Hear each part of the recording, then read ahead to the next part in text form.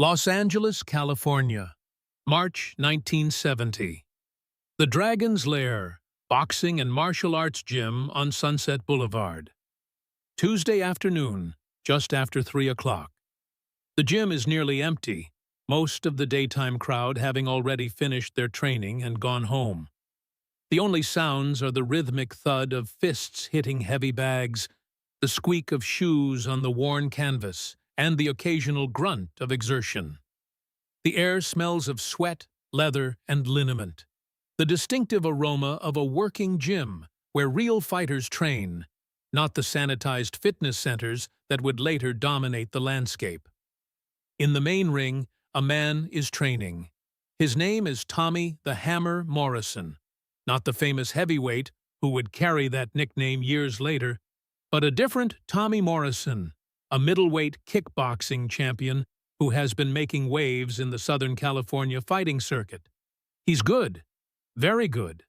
28 years old, undefeated in 17 professional kickboxing matches, with 14 knockouts to his credit. He's tall for a middleweight, 6'1", with long arms that give him exceptional reach. His body is sculpted, muscular, the product of years of dedicated training. His face shows the marks of his profession, a slightly crooked nose, scar tissue above both eyes, the roadmap of combat. But more than his physical attributes, Tommy carries something else: arrogance, pride that has curdled into contempt for anyone he perceives as beneath him. Success has inflated his ego to dangerous proportions. He believes himself invincible, untouchable, superior not just in skill, but in fundamental worth. He treats people outside the fighting world as lesser beings, servants to his greatness.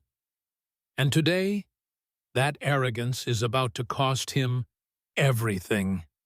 Tommy is working the heavy bag with his trainer, throwing combinations, his gloves making satisfying thuds against the leather. Left jab, right cross. Left hook to the body, right uppercut. The combinations flow smoothly, powerful, technical. His trainer, an older man named Eddie, who has seen too many fighters develop God complexes, calls out instructions.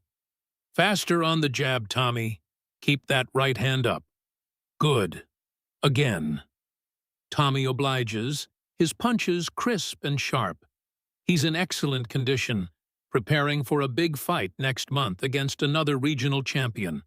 A fight that could open doors to national recognition, maybe even international opportunities. He's focused, driven, convinced of his own superiority. Across the gym, near the entrance, someone else is working. A smaller man, maybe 5'7", wearing simple work clothes, old jeans, and a faded gray t-shirt. He's mopping the floor near the doorway, working methodically, quietly, seemingly invisible to the handful of people in the gym. His movements are economical, efficient, betraying a certain grace even in this mundane task. His name is Bruce Lee. But Tommy Morrison doesn't know that. To Tommy, this small Asian man mopping the floor is just the janitor, the cleaning guy, someone so far beneath Tommy's notice that he barely registers as human. Tommy has seen him around the gym for the past week, always cleaning, always quiet, always staying out of the way. Tommy assumes he's some immigrant who doesn't speak English, grateful to have even this menial job. It never occurs to Tommy to wonder why a janitor moves with such perfect balance, why his forearms are corded with muscle, why his eyes constantly observe and analyze everything in the gym. Bruce had started coming to this gym a week ago, not to train, but to observe.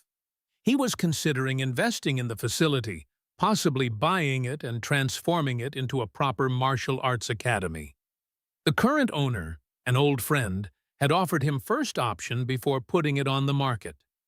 Bruce wanted to understand the space, the flow of people, the culture of the gym before making a decision. So he came at different times, sometimes training, sometimes just watching. And yes, sometimes helping clean. Because Bruce Lee believed that no task was beneath anyone, that humility was essential to growth, that pride was the enemy of learning.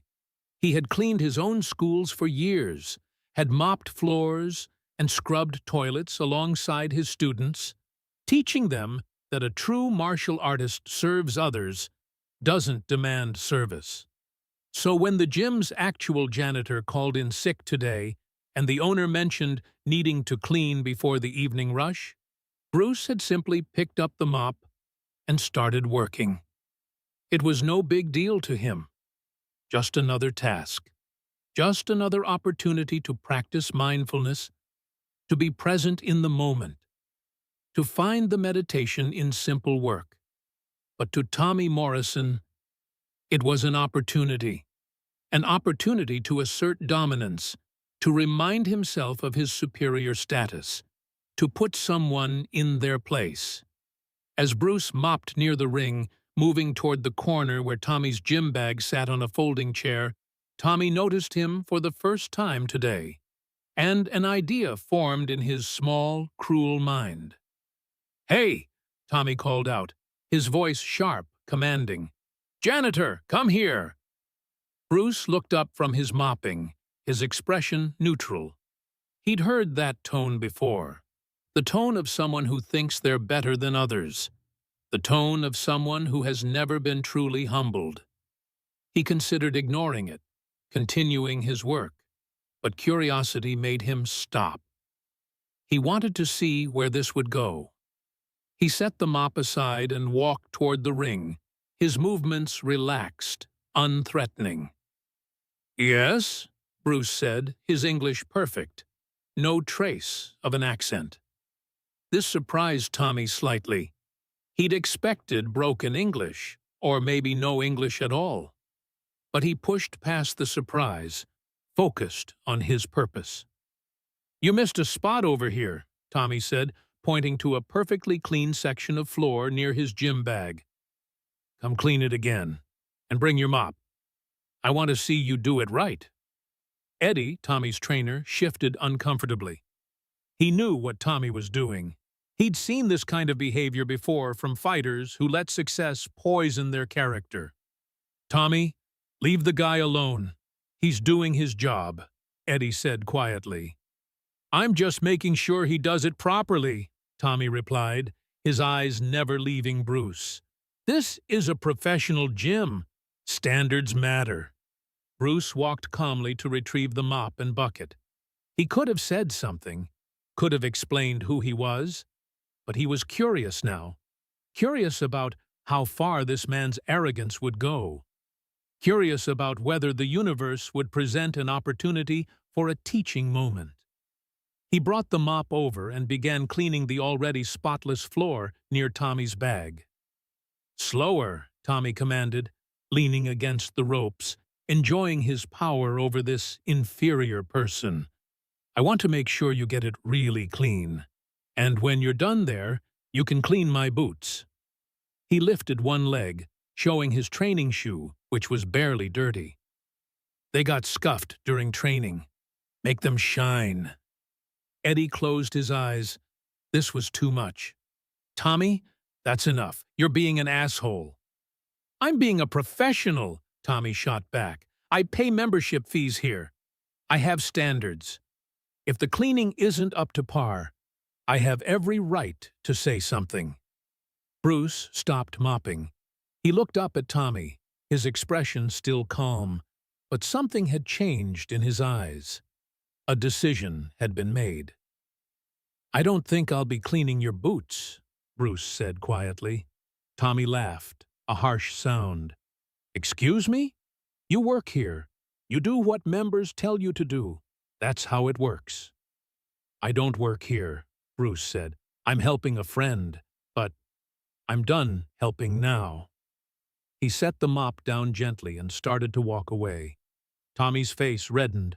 Being defied by someone he considered beneath him was intolerable. He climbed through the ropes and jumped down from the ring, landing in front of Bruce, blocking his path. "You don't walk away from me when I'm talking to you," Tommy said, his voice low and threatening. He was bigger than Bruce, taller, heavier, and he used that size to intimidate, stepping closer, invading Bruce's space. "Move," Bruce said simply. "Make me," Tommy replied, and then he did something unforgivable. He took his water bottle from his bag, opened it, and deliberately poured water onto the floor Bruce had just cleaned. The water spread across the floor, a clear act of disrespect, of dominance assertion. "Oops," Tommy said with a cruel smile. "Looks like you've got more work to do, janitor. Better get your mop." The gym had gone quiet. The few other people present had stopped what they were doing, watching this confrontation. They could feel the tension, the ugliness of what Tommy was doing. Eddie was shaking his head, disappointed but not surprised. This was who Tommy Morrison really was under the championship veneer. A bully. A small man in a big man's body. Bruce looked at the water on the floor. Then he looked at Tommy. Then he did something unexpected. He smiled. Not a friendly smile, not a warm smile, but the smile of someone who has just decided to teach a lesson that's been a long time coming. "You want to fight," Bruce said. It wasn't a question.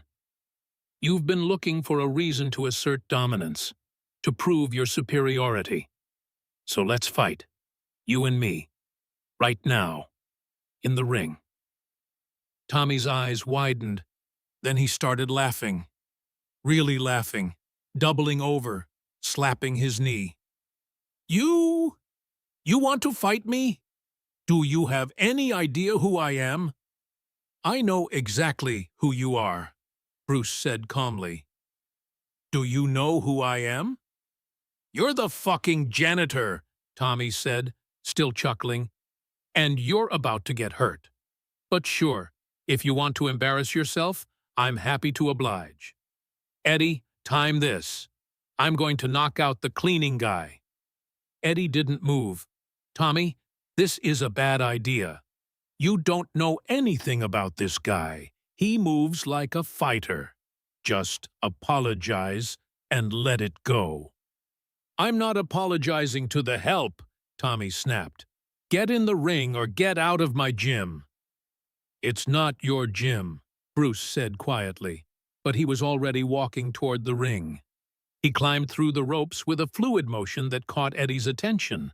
That wasn't how an untrained person moved. That was the movement of someone who had spent thousands of hours in rings, in training halls, in combat. Tommy followed, pulling his gloves tighter, bouncing on his toes, shadowboxing. "I'll take it easy on you," Tommy said mockingly. "I don't want to actually kill the janitor. Bad for business." "No gloves," Bruce said, pulling off his shirt, revealing a physique that made Eddie's jaw drop. Bruce Lee's body was unlike anything Eddie had seen.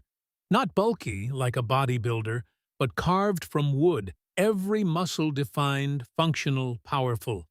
And the scars. Small scars from years of training, from breaking boards and bricks, from full-contact sparring. This was not an untrained person. This was not a janitor. "Who the hell are you?" Eddie asked, realization dawning. "My name is Bruce Lee," Bruce said simply. The gym went completely silent. Everyone knew that name. Everyone. Bruce Lee, the martial arts legend, the actor from The Green Hornet, the man who was revolutionizing fight choreography in Hollywood, the instructor who taught Steve McQueen and James Coburn. Bruce Lee was standing in their gym, and Tommy Morrison had just disrespected him, mocked him, treated him like a servant. Tommy's face went pale. His bravado cracked. "Bruce Lee? The Bruce Lee?" "There's only one," Bruce said. "Now, do you want to apologize, or do you want to fight?" Tommy's mind raced. He'd been caught in his own trap. If he backed down now, he'd look weak in front of witnesses. If he fought and lost, he'd be humiliated. But if he fought and won, he could say he beat Bruce Lee. That thought, that possibility of glory, overrode his common sense. His arrogance, his pride, wouldn't let him back down. "I don't care who you are," Tommy said, trying to sound confident. "You're in my ring now, and I'm a professional fighter. Let's do this." Eddie tried one more time. "Tommy, don't. You have no idea what you're getting into." "I know exactly what I'm getting into," Tommy replied. "1 minute, that's all I need. I'm going to knock out Bruce Lee and become famous." Bruce sighed. He'd given Tommy an out. He'd offered him a chance to salvage some dignity, but pride, that terrible poison, had sealed Tommy's fate. "No gloves," Bruce repeated. "No rules. You wanted to assert dominance. Here's your chance." Tommy nodded. "Fine by me." He removed his gloves and threw them aside. The two men faced each other in the center of the ring. The handful of witnesses pressed closer, knowing they were about to see something extraordinary. Eddie reluctantly agreed to signal the start, though he felt like he was witnessing an execution. "Are you both sure about this?" Eddie asked one last time. "Just start it," Tommy said, bouncing on his toes, hands up in a fighting stance. Bruce stood still, relaxed, hands at his sides. He looked almost casual, like he was waiting for a bus rather than about to fight a professional kickboxer.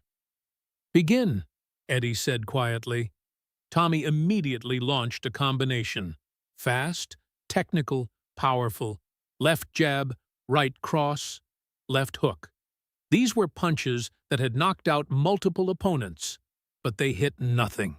Bruce had shifted his weight ever so slightly, moved his head mere inches, and all 3 punches missed. Tommy reset and tried again. Another combination, another complete miss. It was like trying to hit smoke. Bruce wasn't blocking, wasn't parrying. He was simply not there when the punches arrived. His footwork was minimal but perfect. His movement economical, wasting no energy. Tommy started to breathe harder, frustration mounting. He threw a powerful right hand, putting everything behind it. Bruce ducked under it easily and was suddenly inside Tommy's guard, close enough to whisper. "7 seconds have passed," Bruce said calmly. "Time's almost up." Then Bruce moved. His hand snaked out, a single punch, traveling barely more than an inch, striking Tommy's solar plexus with perfect precision.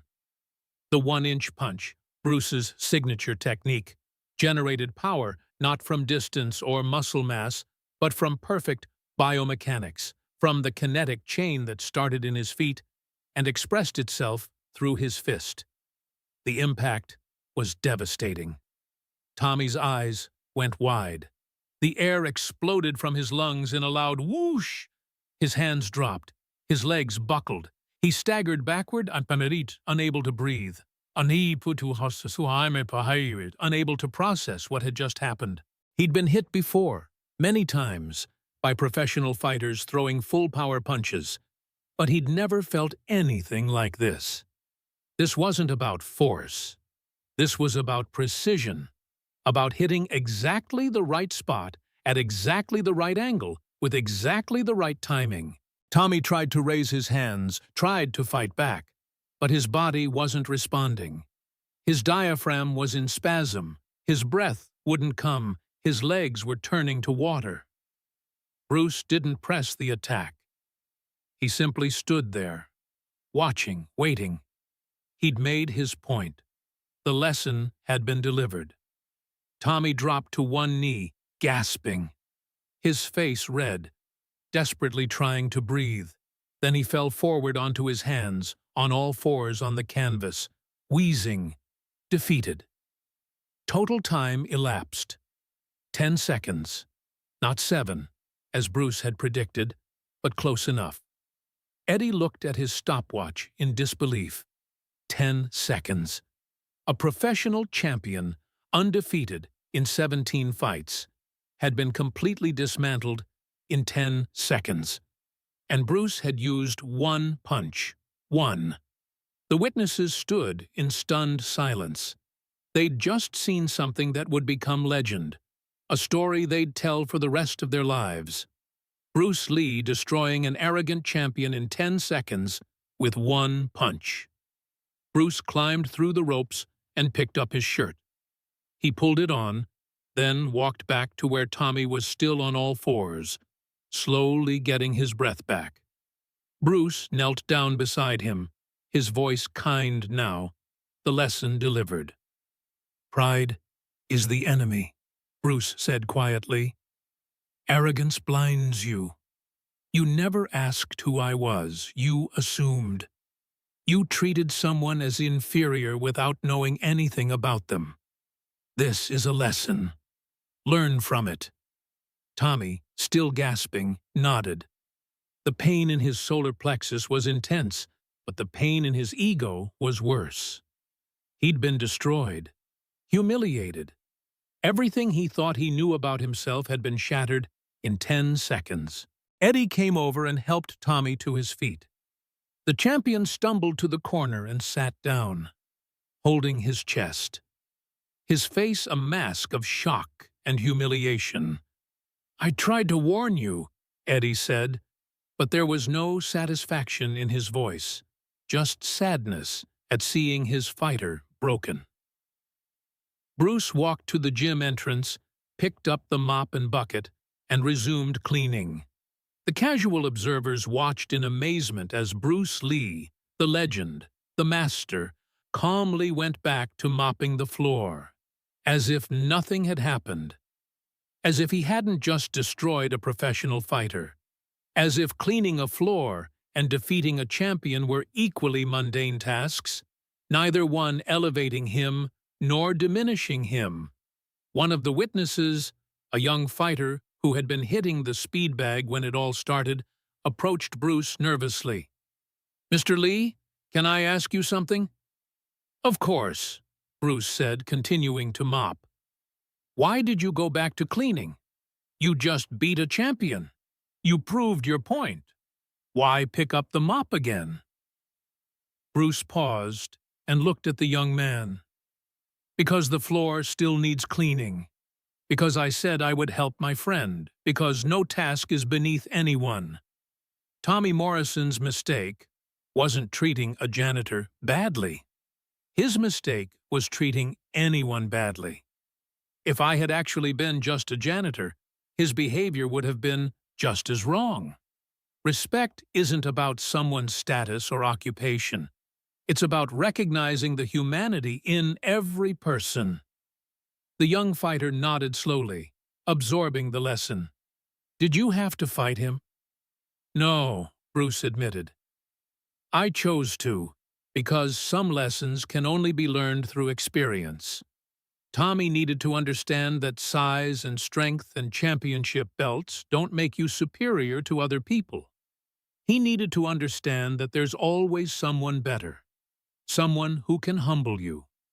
Maybe now he'll think twice before treating people as inferior." By the time Bruce finished cleaning, Tommy had recovered enough to walk. He came over slowly, still holding his chest, his face showing a mixture of emotions, embarrassment, respect, residual pain, and something else, something like gratitude. "Mr. Lee," Tommy said quietly, "I'm sorry. For everything I said, how I treated you, I was wrong." Bruce set the mop aside and looked at Tommy directly. "Apology accepted, but don't apologize to me. Apologize to the next person who cleans this gym. Apologize to everyone you've treated badly because you thought they were beneath you. And then change. Be better." Tommy nodded. Would you consider training me, teaching me?" Bruce smiled slightly. "You want to learn from the janitor?" Tommy winced. I deserve that, but yes, I want to learn, not just fighting. Everything. What you just showed me wasn't just about fighting. It was about everything. I don't take many students, Bruce said. But come to my school in Chinatown tomorrow. We'll see if you're serious. Tommy's face lit up despite his pain. I'll be there. Thank you. Thank you for the lesson. For not really hurting me. You could have. I could have, Bruce agreed. But that wasn't the point. The point was never to hurt you. The point was to wake you up. The gym owner, who had been in the back office during the whole incident, came out and saw Bruce with the mop. Bruce, what are you doing? Where's the janitor I hired? He called in sick, remember? Bruce said.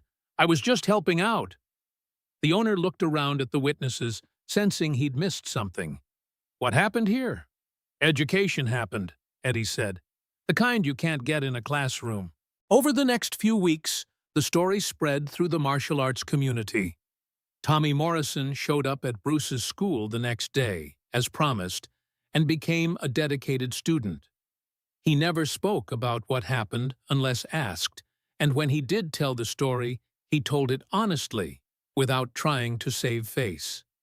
He told people about his own arrogance, his own cruelty, and how Bruce Lee had taught him humility in 10 seconds with one punch. He became a better fighter, but, more importantly, he became a better person.